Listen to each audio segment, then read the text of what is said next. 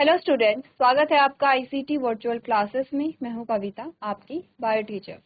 उम्मीद करती हूं आप सभी अच्छे होंगे और स्वस्थ होंगे। सो क्लास कंटिन्यू करेंगे अपना चैप्टर, जिसमें हम बात कर रहे हैं ह्यूमन हेल्थ एंड डिजीज के बारे में।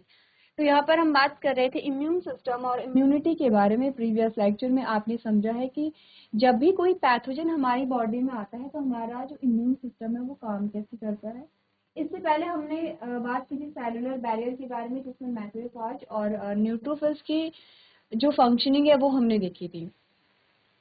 तो प्रीवियस लेक्चर में बात ये हुई है कि हमारी बॉडी है, हमारी बॉडी में कोई भी जो पैथोजन है वो एंटर होता है हमारे ब्लड वेसल में। जैसे ही वो हमारी बॉडी में एंटर होता है तो वो क्या करेगा, मल्टीप्लाई करने लगेगा, यानी कि यहाँ पर रेप्लिकेट होने लगेगा और अपनी संख्या में वृद्धि यहाँ पे करने लगेगा। जैसे ही यहाँ पे हमारे जो इम्यून सेल्स हैं वो आते हैं और वो क्या करेंगे, यहाँ पर पैथोजन को अपनी बॉडी में पाएंगे तो इन्हें क्या किया जाता है, डिटेक्ट किया जाता है। इन पे जो लगे हुए एंटीजन है इन्हें डिटेक्ट किया जाता है एज अ पैथोजन, और वैसे ही इनको जैसे डिटेक्ट किया जाता है कि ये रोगजनक है, फॉरेन पार्टिकल्स है या पैथोजन है, तो न्यूट्रोफिल्स आएंगे और इन्हें किल करने लगेंगे। लेकिन अगर इनकी संख्या ज्यादा है, इन्फेक्शन ज्यादा है, तो न्यूट्रोफिल इनफ नहीं होते इन्हें डिस्ट्रॉय करने के लिए। तो न्यूट्रोफिल्स के बाद यहाँ पे मैक्रोफेज आते हैं। दोनों ही इनेट इम्यूनिटी का पार्ट यहाँ पर है, ठीक है। तो अब क्या होता है, मैक्रोफेज जो है वो क्या करेगा, इसे किल करने लगेगा। लेकिन फिर भी अगर इन्फेक्शन ज्यादा हो गया है और मैक्रोफेज इन्हें डिस्ट्रॉय नहीं कर पा रहा है पूरी तरीके से, तो मैक्रोफेज एक सिग्नल भेजता है और उस सिग्नल के द्वारा यहाँ पे क्या आएगा, अपने का एक सेल आती है जिसका नाम है डेंड्रिटिक सेल, जिसे ब्रेन ऑफ इम्यून सेल्स भी कहते हैं। अब ब्रेन ऑफ इम्यून सेल्स क्यों कहते हैं, क्योंकि यही है जो एक्वायर्ड इम्यूनिटी को यहाँ पर क्या करेगा, क्रिएट करेगा। तो डेंड्रिटिक सेल की फंक्शनिंग जो हमने देखी थी, हमने कहा था कि डेंड्रिटिक सेल्स को खाएगा। ये डेंड्रिटिक सेल है, ये पैथोजन को खाएगा। डेंड्रिटिक सेल ये है, तो डेंड्रिटिक सेल क्या करेगा, पैथोजन को खाएगा और इनको क्या करेगा, इनके जो एंटीजन है वो अपने एंटीजन पे लगा देगा, क्योंकि इसके जो एंटीजन है वो क्या होंगे, एमएचसी सेकेंड होंगे। आपने कहा ऐसा भी तो आपके मन में क्वेश्चन आना चाहिए, अगर नहीं आया है तो इम्पोर्टेंट है। अगर आप समझ रहे हैं चीजों को, अगर आपके माइंड में क्वेश्चन आ रहे हैं, इट मीन्स कि आप चीजों को समझ रहे हैं, ध्यान दे रहे हैं। अगर कोई क्वेश्चन नहीं आया है, इसका मतलब यही है कि आपको चीजें क्लियर नहीं हुई हैं पूरी तरीके से। आपने तो ये भी तो हो सकता है कि इसमें इसके जो एंटीजन है वो है MHC सेकेंड, जबकि हमारे जो ब्लड सेल अदर सेल्स होती हैं उनमें जो एंटीजन है वो है MHC फर्स्ट टाइप के। तो ये अदर हमारी जो सेल्स होती है, MHC फर्स्ट टाइप का एंटीजन इस पे लगा होता है। आपके डेंड्रिटिक सेल्स या आपके बी लिम्फोसाइट्स, ऐसे जो सेल्स होती है इनमें MHC सेकेंड टाइप का एंटीजन लगा होता है, जो डिफरेंट टाइप के होते हैं, स्पेशल टाइप के होते हैं। अब हमने कहा कि जब डेंड्रिटिक सेल्स ने इन पैथोजन का एंटीजन अपने एंटीजन पे लगा दिया है, तो क्या ऐसे नहीं होगा फिर कि हमारे जो इम्यून सेल्स होंगे वो डेंड्रिटिक सेल्स को एज अ पैथोजन डिटेक्ट करेंगे और डेंड्रिटिक सेल्स पे ही अटैक करेंगे। अब देखिए ऐसा नहीं होगा। इसका रीजन ही यही है क्योंकि इसका जो यहाँ पे एंटीजन है वो डिफरेंट टाइप का, MHC सेकेंड टाइप का। इस वजह से, इसकी प्रेजेंस की वजह से हमारे इम्यून सेल्स डेंड्रिटिक सेल से अटैक यहाँ पर नहीं करते हैं, ठीक है। अब ये जो डेंड्रिटिक सेल्स है, वो ये जो डेंड्रिटिक सेल है ये यहाँ पर एंटीजन को लेकर के कहाँ पर आया है, टी लिम्फोसाइट के पास आया है। हमने कहा टी लिम्फोसाइट्स में कुछ सेल्स ऐसी होंगी जो यहाँ पर कैपेबल होंगी, यानी कि वो सक्षम होंगी इस एंटीजन के प्रति यहाँ पर सेल्स बनाने के लिए, ठीक है। इस एंटीजन के लिए सेल्स बनाने के लिए कुछ ही लिम्फोसाइट यहाँ पर रेडी होती हैं। तो हमने कहा कि टी लिम्फोसाइट बहुत सारी लिम्फोसाइट्स हैं और किसी पर्टिकुलर पैथोजन के लिए या किसी पर्टिकुलर पैथोजन के एंटीजन के लिए कुछ पर्टिकुलर सेल्स ही यहाँ पर अवेलेबल होंगे, सारी सेल्स अवेलेबल नहीं होती हैं। तो हमने कहा कि कुछ सेल्स ने इसे डिटेक्ट किया है और उसके बाद cytotoxic T cell, helper T cell और मेमोरी टी सेल यहाँ पर बनने लगती है, ठीक है। अब साइटोटॉक्सिक टी सेल का फंक्शन हमने देखा था कि साइटोटॉक्सिक टी सेल यहाँ पर आएगा और ये जो डैमेज सेल है इसको क्या कर देगा, किल कर देगा। साइटोटॉक्सिक टी सेल का काम क्या है कि अपनी ही सेल को ये डिस्ट्रॉय करता है, लेकिन किसको, जिसपे इन्फेक्शन हुआ हो उस सेल को ये डिस्ट्रॉय कर देगा, ताकि इससे इन्फेक्शन दूसरे सेल में ना फैले। तो जो यहाँ पर आपके क्या होंगे, डैमेज सेल होंगी या इन्फेक्शियस जो सेल्स होती हैं उनको साइटोटॉक्सिक टी सेल के थ्रू यहाँ पे डिस्ट्रॉय कर लिया जाता है। अब आते हैं यहाँ पर हेल्पर टी सेल के पास। तो हेल्पर टी सेल जो है वो इन एंटीजन को लेकर के जाएंगे बी लिम्फोसाइट के पास। सेम वैसा ही सिनारियो है जैसा कि डेंड्रिटिक सेल टी लिम्फोसाइट के पास आया था उस बैक्टीरिया या उस पैथोजन के एंटीजन को लेकर के। तो हेल्पर टी सेल जाएंगे बी लिम्फोसाइट के पास एंटीजन को लेकर के, और सेम यही होगा कि बी लिम्फोसाइट के कुछ पर्टिकुलर सेल्स इस पर्टिकुलर एंटीजन के लिए क्या करेंगे, सेल को जनरेट करती हैं। तो बी लिम्फोसाइट्स की कुछ सेल्स क्या करेंगी, उन एंटीजन के लिए दो टाइप्स की यहाँ पे सेल बनाती हैं, प्लाज्मा सेल और मेमोरी बी सेल। ठीक है, क्या बनाएंगे, प्लाज्मा सेल बनाएंगे और मेमोरी सेल बनाएंगे। ये जो प्लाज्मा सेल होती हैं ये यहाँ पर रिलीज करती हैं एंटीबॉडीज जो कि प्रोटीशियस स्ट्रक्चर होते हैं, यानी कि प्रोटीन के बने हुए स्ट्रक्चर होते हैं और इनका नाम है एंटीबॉडीज। तो जब भी हमने इम्यून सिस्टम या इम्यूनिटी की बात की है तो आपने कहा एंटीजन और एंटीबॉडीज बहुत बेसिक से टर्म है और यहीं से आप इम्यून सिस्टम की बात करते हैं। आपने सुना होगा कि यहाँ पर क्या होता है, हर एंटीजन के लिए यहाँ पे जो भी पैथोजन है, पैथोजन में जो पैथोजन हमारी बॉडी में आता है तो हर पैथोजन पे एंटीजन लगा होगा और उसके एंटीजन के अगेंस्ट यहाँ पे एंटीबॉडीज बनती हैं। क्लियर है यहाँ पे? तो ये जो सिनारियो है ये हमें समझ में आ गया कि क्या क्या प्रोसेस यहाँ पे चल रही थी।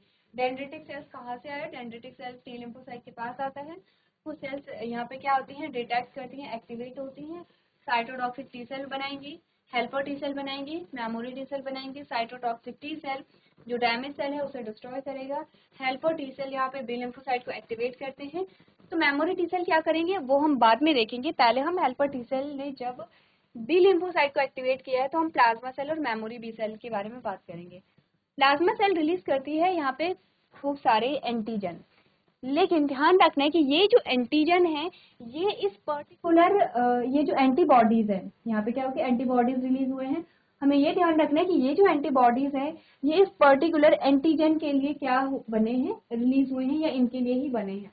ठीक है, क्या बात हमने की है, हमने कहा प्लाज्मा सेल से जो एंटीबॉडीज बनती हैं ये एंटीबॉडीज होंगी, वो ये पर्टिकुलर एंटीबॉडीज इस पर्टिकुलर एंटीजन के लिए ही बने हैं, किसी दूसरे पैथोजन के एंटीजन यहाँ पर आएंगे तो उसके लिए नहीं बने हैं। तो हमने कहा ये इसके रिस्पॉन्स में बने हैं, इसीलिए ये इन्हीं के लिए क्या होंगे, यहाँ पे स्पेसिफिक होते हैं, विशिष्ट होते हैं। तो आगे बढ़ते हैं। अब क्या होगा, जब एंटीबॉडीज यहाँ पे रिलीज होती है तो एंटीबॉडीज आएंगी यहाँ, ठीक है, एंटीबॉडीज आती हैं यहाँ। अब एंटीबॉडीज क्या करेंगी, कैप्चर कर लेती हैं इस प्रकार से एंटीबॉडीज कैप्चर कर लेती हैं इन पैथोजन को इस प्रकार से। तो एंटीबॉडीज क्या करेंगी यहाँ पर इन पैथोजन को कैप्चर कर लेती हैं। जब इन्हें कैप्चर करती हैं, अब मैक्रोफेजेस के लिए काम बहुत इजी हो गया क्योंकि मैक्रोफेजेस बड़ी सेल्स है, न्यूट्रोफिल से हमने बात की थी, इसके लिए बहुत इजी है। अब इन पैथोजन को खाना और इन्हें डिस्ट्रॉय करना मैक्रोफेजेस के लिए बहुत इजी हो जाता है क्योंकि इन्होंने क्या कर लिया, इसे जकड़ लिया। किसने, एंटीबॉडीज ने यहाँ पर इसे जकड़ लिया है। और जब एंटीबॉडीज ने इन्हें जकड़ लिया तो मैक्रोफेजेस इन्हें खा करके क्या कर लेंगे, इन्हें डिस्ट्रॉय कर लेंगे। इन्फेक्शन यहाँ पे क्या हो जाएगा, अब खत्म हो जाएगा। फंक्शनिंग समझ में आ गई है कि क्या हुआ है यहाँ पर। आपने कहा कि न्यूट्रोफिल्स आए, वो यहाँ पे इन्फेक्शन को कंट्रोल नहीं कर पाए, मैक्रोफेजेस आते हैं वो भी कंट्रोल नहीं कर पाते हैं, फिर सिग्नल भेजेंगे, फिर डेंड्रिटिक सेल आएगा, यहाँ से एंटीजन लेकर के जाएगा टी लिम्फोसाइट के पास। टी लिम्फोसाइट में 3 प्रकार के सेल्स यहाँ पे बनेंगे अकॉर्डिंग टू दैट एंटीजन। उसके बाद टी लिम्फोसाइट से जो टी हेल्पर सेल है वो जाएगा बी लिम्फोसाइट के पास एंटीजन लेके। बी लिम्फोसाइट क्या करेगा, उस एंटीजन के रिस्पॉन्स में प्लाज्मा सेल और मेमोरी बी सेल बनाएगा। प्लाज्मा सेल उस एंटीजन के लिए एंटीबॉडीज बनाता है। क्या है ये, एंटीबॉडीज। ठीक है, अब आगे बढ़ते हैं।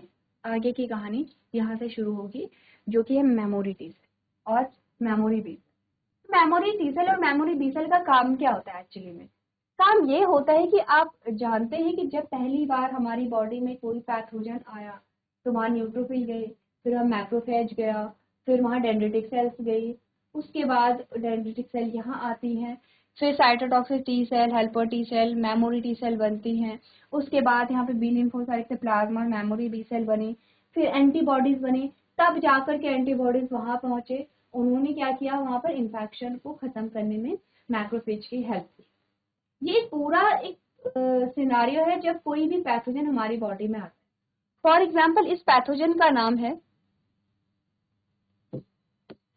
बैक्टीरिया है, हमने कहा ये बैक्टीरिया है, बैक्टीरिया B1 इसे मान लेते हैं, ठीक है। इसका नाम है बैक्टीरिया B1। अब बैक्टीरिया B1 हमारे शरीर में आया, उसके लिए एंटीबॉडीज बन गई हैं, ठीक है। अब उस टाइम पे इन्फेक्शन यहाँ पे सही हो गया। बैक्टीरिया B1 फॉर एग्जाम्पल 2-3 साल बाद फिर से हमारे बॉडी में आ गया और फिर से हमारे सेल्स पे अटैक करने लगा है। अब क्या होगा, जब बैक्टीरिया B1 दूसरे टाइम हमारी बॉडी में आया है तो इसके लिए ऑलरेडी कुछ सेल्स यहाँ पर हैं जिनका नाम है मेमोरी T सेल और memory B cell.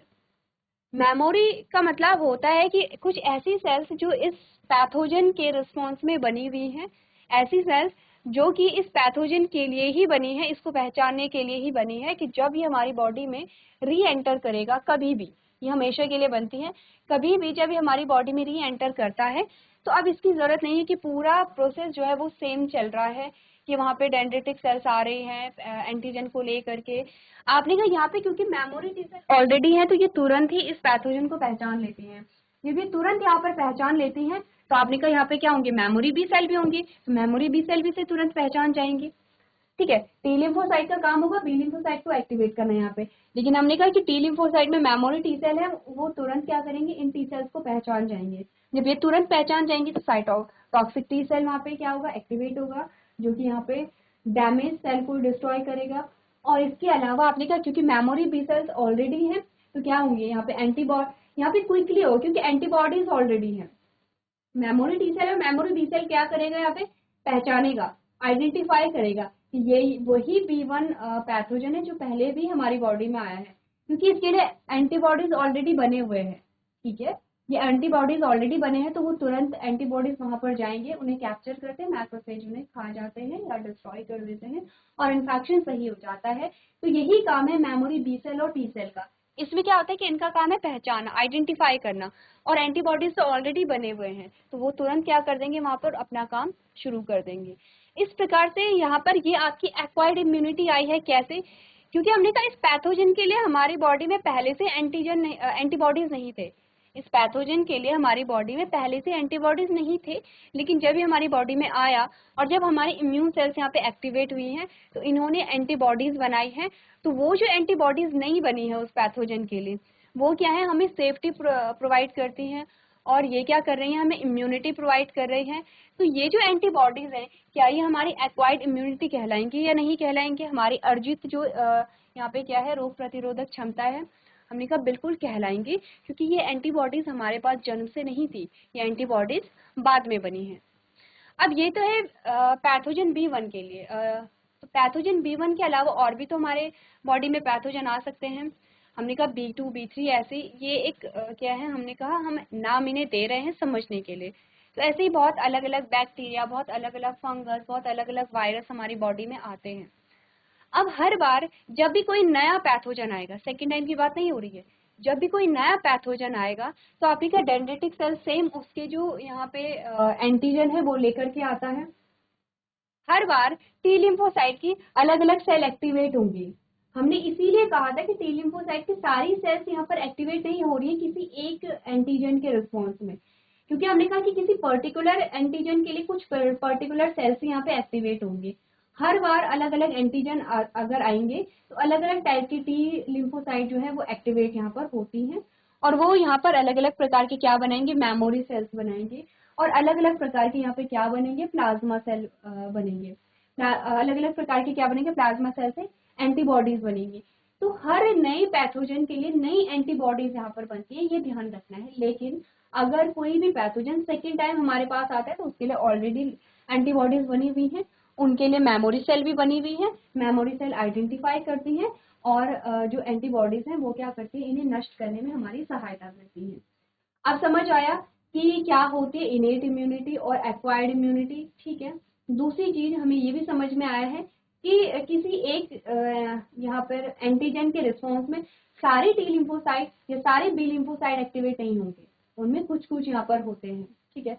For example B1 के लिए ये एक सेल थी जो एक्टिवेट हुई है, B2 के लिए कोई दूसरी 2 सेल यहाँ पर हुई हैं, B3 के लिए कोई 3 सेल्स यहाँ पर एक्टिवेट हुई हैं। तो इस प्रकार से यहाँ पर अलग अलग पैथोजन के लिए अलग अलग सेल यहाँ पे क्या होंगी, एक्टिवेट होंगी।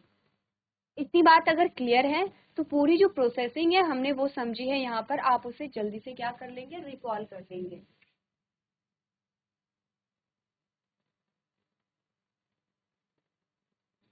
अब हम बात करते हैं यहाँ पर आगे कि उससे पहले थोड़ा सा समझते हैं कि जो प्लाज्मा सेल से जो हमारे एंटीबॉडीज बनते हैं उनके क्या क्या एम होते हैं और वो काम कैसे करते हैं।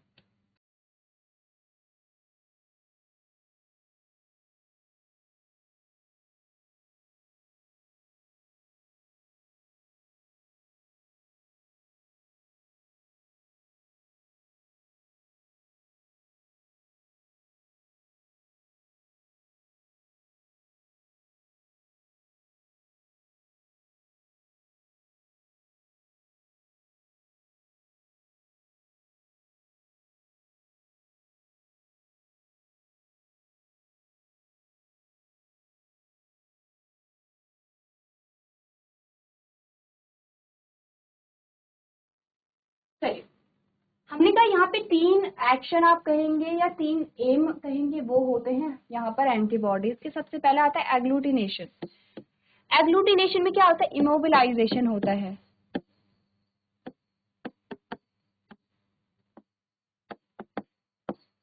या इमोबिलाइजेशन या इमोबिलाइजिंग ऑफ एंटीबॉडी।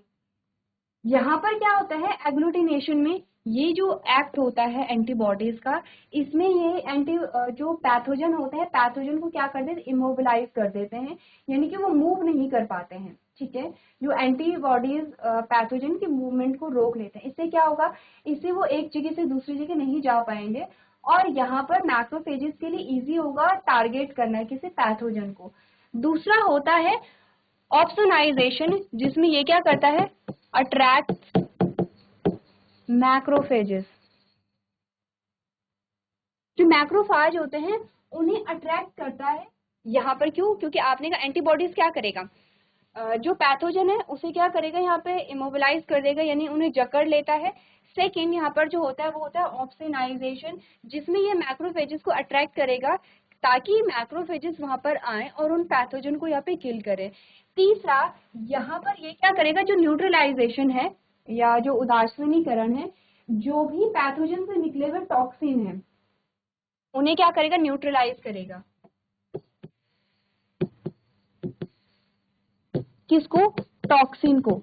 जो भी यहाँ पर टॉक्सिन निकले हैं किससे, पैथोजन जो टॉक्सिन रिलीज करते हैं उन्हें न्यूट्रलाइज करता है। तो आप देख रहे हैं कि एंटीबॉडीज न सिर्फ पैथोजन को मार रहे हैं बल्कि यहाँ पर जो टॉक्सिन है उससे भी क्या करेंगे, उससे भी क्या करेंगे, यहाँ पे रिलीफ देंगे, यानी कि टॉक्सिन को न्यूट्रलाइज करेंगे, उदासीन करेंगे, जिससे कि वो इन्फेक्शन को ना यहाँ पे बढ़ाए। ठीक है, तीनों चीजें नोट कर लेंगे, इंपॉर्टेंट है यहाँ पर। और ये तीन आपने कहा एम होते हैं एंटीबॉडीज के यहाँ पे।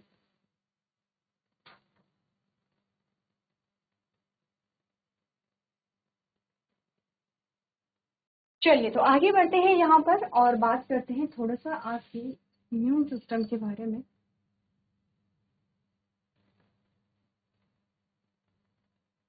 चलिए हम बात करेंगे इनेट और एक्वायर्ड इम्यूनिटी के बारे में। जो चीजें अभी तक हमने पढ़ी, हमने कहा innate immunity is present from birth and is inherited from the parent. हमने कहा जो इनेट इम्यूनिटी होती है वो हमारे जन्म से हमें मिलती है और हमारे पेरेंट्स से हमें ट्रांसफर यहाँ पर होती है।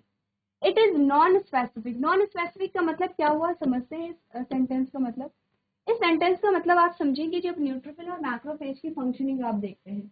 हमने कहा हमारे बॉडी में कोई भी पैथोजन या कोई भी फॉरेन पार्टिकल या कोई भी रोगजनक जब एंटर करता है तो न्यूट्रोफिल और मैक्रोफेजेस स्पेसिफिक नहीं होते, यानी कि किसी विशिष्ट रोगजनक के लिए कोई विशिष्ट न्यूट्रोफिल या कोई विशिष्ट मैक्रोफेज नहीं होगा। ये सभी पैथोजन के लिए वही सेम रिएक्शन यहाँ पर देते हैं। यानी कि जब भी हमारी बॉडी में कोई भी पैथोजन आता है तो न्यूट्रोफिल और मैक्रोफेज उन्हें खा जाते हैं, लेकिन ये ऐसा नहीं है कि डिटेक्ट नहीं करते कि ये कौन सा पैथोजन है या किसी अलग पैथोजन के लिए कोई अलग न्यूट्रोफिल आएगा, ऐसा नहीं होता है। जबकि हमने एक्वायर्ड इम्यूनिटी में क्या देखा था कि जो एंटीबॉडीज होते हैं वो एंटीजन स्पेसिफिक होते हैं, यानी कि किसी विशिष्ट एंटीजन के लिए कोई विशिष्ट एंटीबॉडीज ही यहाँ पर बनी होगी। जैसे आपने कहा कि जो B1 पैथोजन था, B1 के लिए स्पेसिफिक एंटीबॉडीज होंगी, B2 आएगा तो उनके लिए कुछ और एंटीबॉडीज होंगी। तो हमने कहा कि ये स्पेसिफिक नहीं होती। कौन? इनेट इम्यूनिटी की बात हो रही है। इनेट इम्यूनिटी नॉन स्पेसिफिक होती है, यानी कि किसी विशिष्ट पैथोजन के लिए कोई विशिष्ट सेल्स यहाँ पर नहीं होंगी, ठीक है। ये क्या करेंगी? काम को नॉर्मल जिस तरीके से ये सब पैथोजन के लिए कर रही है वैसे ही ये क्या करेंगे? यहाँ पे अपना काम करेंगे। It consist of following types, ये निम्नलिखित प्रकार के बने होते हैं जो हमने बात की थी। फिजिकल बैरियर जो हमारे पास आते हैं, देखा prevent entry of micro organism in the body. Example skin है, म्यूकस है, mucus coating of epithelium lining, the respiratory, gastrointestinal and urogenital tract. तो हमने कहा कि फिजिकल बैरियर में क्या क्या हमने पढ़ा है? स्किन हमने पढ़ी है, दूसरा म्यूकस कोटिंग ऑफ एपिथेलियम, जो म्यूकस की कोटिंग जहां पर होती है, जैसे एपिथेलियम में जो रेस्पिरेटरी ट्रैक हमारा होता है, जो श्वसन तंत्र में हमारा जो रेस्पिरेटरी ट्रैक होता है, वहां पर म्यूकस की लाइनिंग होती है, वो track. Gastrointestinal tract, gastrointestinal tract का मतलब होता है कि जो आपका गट है, गट में जो म्यूकस की लाइनिंग होती है। और तीसरा यूरोजेनाइटल ट्रैक जो होता है, वहां पर म्यूकस की जो लाइनिंग होती है वो हमें क्या करती है? सेफ्टी प्रोवाइड करती है। जैसे कि आपने अगर म्यूकस की बात हम करेंगे तो म्यूकस क्या करती है? सेफ्टी प्रोवाइड हमें करती है, स्किन हमें सेफ्टी प्रोवाइड करती है। दूसरा physiological barrier prevent microbial growth in body. Example acid in stomach, saliva in mouth and tears from eyes, ठीक है। हमने कहा फिजियोलॉजिकल बैरियर में हमने हाइड्रोक्लोरिक एसिड पढ़ा है स्टमक में, और हमने लाइसोजाइम पढ़ा है हमारे सलाइवा और टीयर्स में। सेलुलर बैरियर्स, फैगोसाइट्स, फैगोसाइट्स कौन है? न्यूट्रोफिल्स से ही हमारे फैगोसाइट्स होते हैं। And destroy microbes, for example some WBCs like polymorphonuclear leukocytes, PMNL, monocyte and neutral killer types of a lymphocyte in blood as well as the macrophage in tissue. Natural killer cell जिन्हें हम NK cell भी कहते हैं। तो जो हमने यहाँ पे न्यूट्रोफिल, मैक्रोफेज पढ़े थे, उन्हीं की एक टाइप में एक और एग्जांपल NK सेल आता है, नेचुरल किलर सेल इन्हें हम कहते हैं। तो ये भी हमारे इनेट इम्यूनिटी के टाइप्स यहाँ पर होते हैं, ठीक है। क्लियर है इतना? तो आपको बता रखा है एग्जाम्पल कि आपने कहा कुछ WBC, जैसे पॉलीमॉर्फोन्यूक्लियर ल्यूकोसाइट, ये भी क्या है? WBC है। हमने कहा monocyte and natural killer cell जो होती हैं ये ब्लड में होती हैं, एज वेल एज मैक्रोफेजेस जो टिश्यू में यहाँ पर काम करते हैं। तो कुछ ब्लड में काम कर रहे हैं, कुछ टिश्यू में काम कर रहे हैं यहाँ पे। नेक्स्ट आता है cytokine barrier are virus infected cell which secrete protein called interferons. They protect non-infidate cells from further viral infection. ठीक है, तो ये क्या करेगी? वायरल इन्फेक्शन से हमें बचाती है। एक बार इनेट इम्यूनिटी को आप लोग पढ़ लेंगे, ये सेम वही चीजें हैं जो हमने यहाँ पर डिस्कस की थी। कहाँ पे डिस्कस की थी? ये जो हमने क्लासिफिकेशन किया था ये सेम वही है जिसमें हमने इनेट इम्यूनिटी की यहाँ पे बात की है। यहाँ पर आप इसे एक बार रीड कर लेंगे।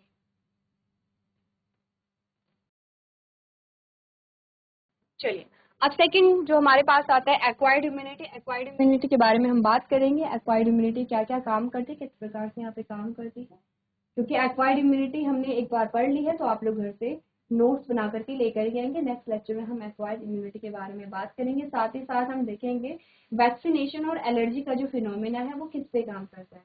तो आज के सेशन में हम इतना ही करेंगे। अभी तक क्लास में बने रहने के लिए आप